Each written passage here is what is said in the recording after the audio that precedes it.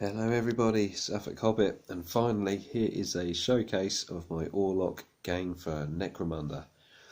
Apologies, it's been a little while for videos yet again, it's just one of those things, but I guarantee there's plenty to come very shortly.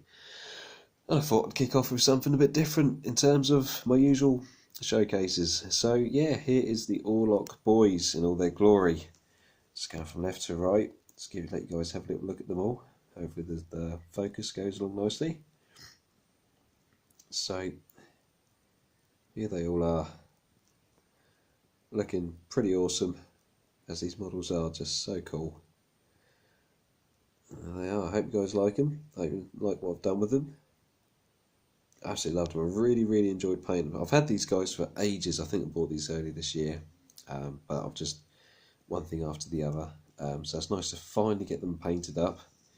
Light's a bit funny, but hopefully you can see it okay. But yeah, I just really enjoyed painting these guys. There's so much character to them. The models are awesome. The molds are so cool. The instructions come with a way of excuse me, of basically you can have them as a named. Each one's comes with their own specific name and stuff. Or you can just model them however you want to. So me being me, I want to do my own thing, model them as I wanted to model them. And that's pretty much what I've gone for here. And also, I wanted to do something a bit different, and that was do some magnetization. I wanted to experiment with doing tiny little magnets. And these were the first attempt, and a very successful attempt at that, funnily enough. I'm really pleased with how they've come out, because I haven't actually played a lot of Necromunda, hardly any. I've only had a game or two with friends, and we aim to play some more games very shortly, but at the moment it's very much experimental. I had an idea of Necromunda. I sort of knew what was what, but I've never ever played it in my wildest dreams and things. I've never done it, and so I figured, well, if I magnetise all the weapons and the arms, it gives me the option to, well, literally swap them. So if some of these guys are armed with this, that, or the other, they can literally physically hold that particular weapon. I think, as it turns out, it's not quite the case. Correct me if I'm wrong, so I've hardly played it, so I wouldn't know too much. I haven't really even tried to look on the forums and stuff. But I think a lot of the weapons are pretty standard. Groups seem pretty standard, so I may not have needed to do that much magnetisation. But I don't mind, because it gives me the option now. I'm going to buy I think Forge World have got a couple of different sets. So for one box set of 12 dudes, is it 12? Was it 10? 2, 4, 6, 8, 10, sorry. Yeah, so for 10 dudes, I can have every single weapon magnetised, and basically my options are endless. So it's worthwhile in one way doing it, I'd say. But yeah, I'll see if I can show you how the magnetisation works. Right, let's get this propped up a little bit, rather than my shaky hands holding it. There we go. Oh, there we go. So, well, this is my leader fella, of course, with the ginger beard as always, because ginger beards are awesome. There he is. Pretty sharp. I spent ages painting these guys, and the way the magnet went on, it meant his arm was a bit more, at an angle, rather than being as it is sort of intended. And actually, to be fair, normally it's like that. So he's got more of like a fist flexing thing going on. But if I want to, obviously just pop it off the old magnet, as I'm sure you guys have seen many times with these sort of magnetisation videos and stuff. And then, of course, you can have a stub pistol. Is it a stub pistol? I think it's a stub pistol. Or you can have an auto pistol. I'm assuming they're auto pistols. It seems they are. And yeah, so he's completely customisable now, which is pretty cool. If that's how I can tool them up, to be honest, I really wouldn't know too much. But it's just fun to have that option anyway. So there's the leader dude and all his spare arms and things. I kind of gave him his own set of little arms. There's more weapons and stuff to magnetise up as yet, but I've just gone for a few just for now. Heavy weapon chap. Here he is in all his glory. Oh, he's going to focus. Oh, the dreaded focus. There he is. Really pleased with this guy. Just the character on these things is just so cool. Really pleased with how they've come out. Really am. This is the harpoon gun, I think it's called. So again, all I do is just a little bit of... There's his armless now, look. And then, heavy stubber. Just push that on there like so, and there you go. So it's really cool. I'm pleased I've got the option now to sort of tool them up a bit differently, and they can literally carry what they're meant to have, rather than you know, just sort of saying as is and things. And like I say, it's a good experiment, so I hope you guys appreciate the little bit of work I've done there. But there's a detail, and both arms were painted exactly the same. When I was painting these guys up, I painted exactly the same way, the same style. So you've got the power cables with that classic Necromunda yellow black stripy sort of look, some red cables as well. Yeah, come out really nice. Lots of dry brushing on these guys. Lots of whoops a daisy, sorry buddy. As you can see, same thing there, you know, black on the cables as well. And as you guys can probably tell, I've gone for, well, I think it's the classic Orlock look. Correct me if I'm wrong, but I think it is. It's the blue jeans, the black jackets, it's the biker look, rather than the new sort of look where they've got more of a sort of a blue sort of shade to them, a bit more like a, I think they Orlocks are actually sort of workers in the mines, for lack of a better explanation. They're the real workhorse type unit, gang, you know, whatever you want to call them.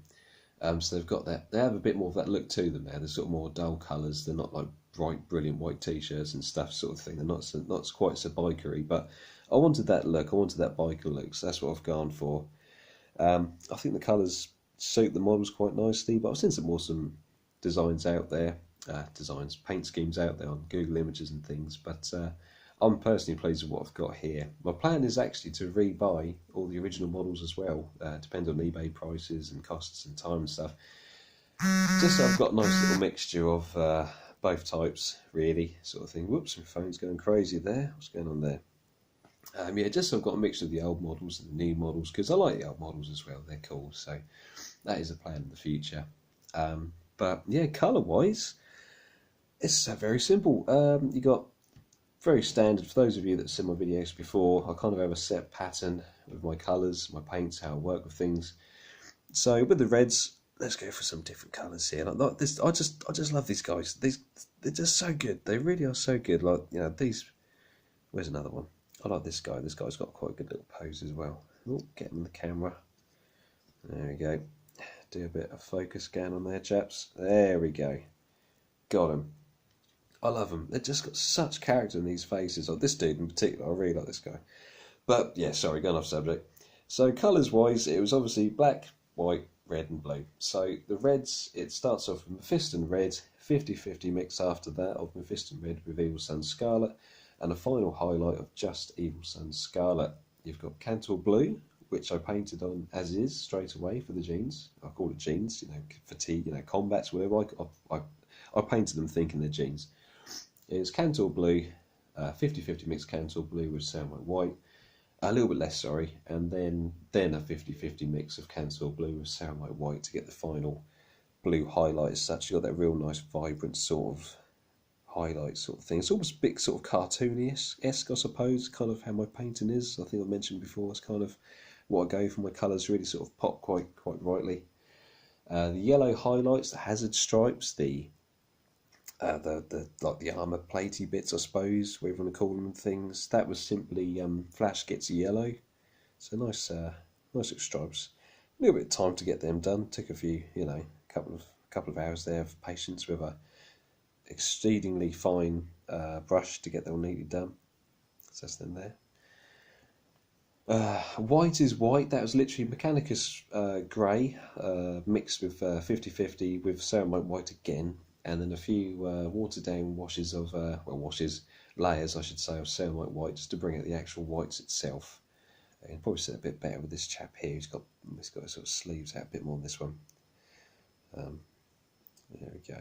Focus, not quite. Oh, nearly. There we go. A little bit better.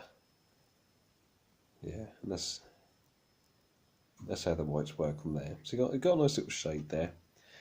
All the metal was simply dry brushed with lead belcher. Then it's highlighted with Runefang steel. Very slight highlight though. I wanted to keep the metal quite dark and gritty, so that was that. I was going to add some more rusting to it, but I actually thought, no, it's not how the Orlocks work. The Orlocks are known for real good precision, decent quality stuff, so I figured it best to give them some nice, decent metal look to them. What else? The flesh again, my tried and trusted method of Mornfang brown mixed with Kislev flesh. It's then the next mix is less Mornfang brown, Kislev flesh more, so say 50-50 to begin with, then 75% Kislev, 25% Mournfang Brown, followed finally by just Kislev flesh, and then the final highlight is more like a 75 Kislev to 25% Ceramite white, just to get a real fine little highlight for cheekbones and whatnot. So you look at 4 or 5 highlights there. And then that's it, really. Black is black. So I did do a very, very slight highlight with the black Mechanicus Standard Grey. Mechanicus Grey, Mechanicus Standard Grey with Abaddon Black. Very slight highlight. It's hardly noticeable, but it is just there. It's just enough, and that keeps me happy. And then the hairs and things, all the hair and stuff, that's as is. I had a couple of different colours I just stuck to. Went from there, really. All the goggles, let's go for this dude again. He sort of comes out best if we can get him to focus. Oh, really? Won't he? As you can see, his goggles there, just make him out nicely. He's just not going to play ball, is he? There we go. Goggles are the same things, Cantor blue, but there's more white added to them, just to make them have that more, glassy type sheen. And yes, pretty much all the colours, really. That is all of them. That's how they turned out in the end. Like I say, I'm really, really pleased with them. But like I say, I think it's going to be more of a next year thing. I actually start playing Necromunda more often with a few of my friends and whatnot. My friend Lint, he's collecting all the Necromunda stuff at the moment. He's doing a great job with all the gangs as well, which is awesome. And looking forward to playing your Lint. Should be good fun.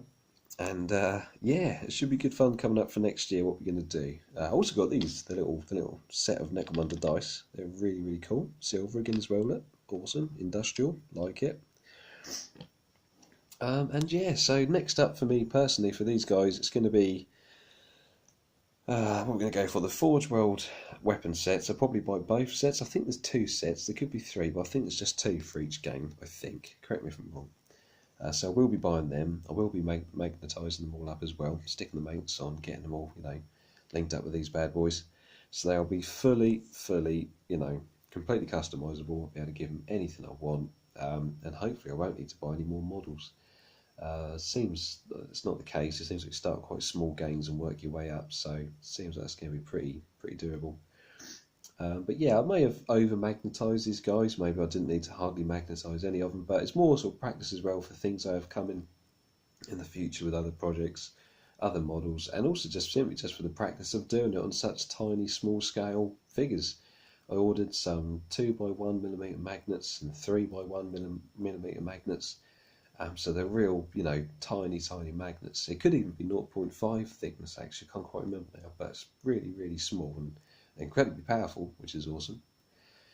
So yeah, I hope you guys enjoyed it. I hope you enjoyed the little video. Like I said, there will be more coming. So sorry that's taken me a little while to do this, but it's the usual stuff, guys. I'm sure you can appreciate it. I always think of you and always, appreciate subscribers. I've seen a few new subscribers have actually, subscribed. So always thank you very much for that. I really do appreciate it. I really, really do. Thank you. It's nice and always humbling to know that people want to watch my stuff and listen to my little ramblings.